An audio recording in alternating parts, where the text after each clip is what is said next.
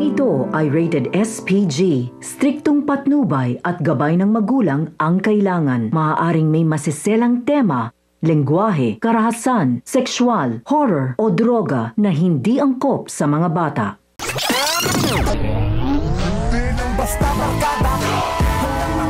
Desidido na si Tanggol na hanapin si Ramon, kaya muli silang nag-usap-usap kung paano nila mahanap at matatagpuan si Ramon Montenegro. Iminungkahi naman ng isa sa kanyang mga kaibigan na kausapin at itanong na lang sa kanyang nanay Tess kung nasaan si Ramon. Ngunit tumanggi si Tanggol dahil masama pa rin nga ang kanyang loob.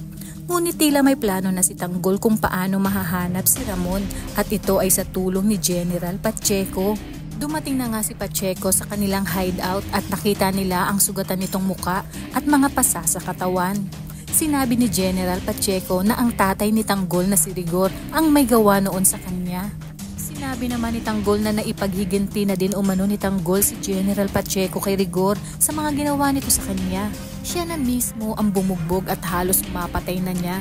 Ngayon ay kasalukuyan nasa ospital. Naggulat at natuwa naman si Pacheco sa ginawa ni Tanggol kay Rigor. At ngayon, handa na si Tanggol para itanong kay General Pacheco at humingi ng mga impormasyon tungkol kay Ramon Montenegro. Dito ay gulat na gulat si Pacheco kung bakit biglang naging interesado si Tanggol kay Ramon. Kaya naman inamin na ni Tanggol na hindi niya totoong ama si Rigor at kaya ganoon na lamang ito kalupit sa kanya. At ngayon nalaman niyang si Ramon Montenegro pala ang kanyang ama. Naggulat si Pacheco dahil alam niyang ang mga Montenegro ang pinakamakapangyarihan at maraming koneksyon pagdating sa kalakaran ng droga. Tinanong muli ni Pacheco kung sigurado ba si Tanggol na si Ramon Montenegro talaga ang kanyang ama. Dahil ang pagkakaalam niya umano ay kasakasama na nito ang kanyang anak na lalaki na matagal nang nawalay sa kanya. At isa na rin ito sa hinahasa ni Ramon sa pagpapatakbo ng mga negosyo ng Montenegro. Dahil di kalaunan umano, ito ang magiging tagapagmana ng mga Montenegro.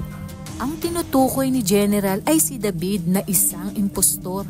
Wika naman ni Tanggol na ang kanyang nanay Tess mismo ang nagsabi sa kanya.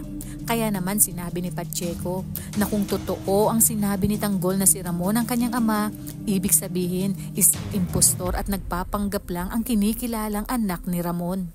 At yun ang dapat na alamin at kilalanin ni Tanggol.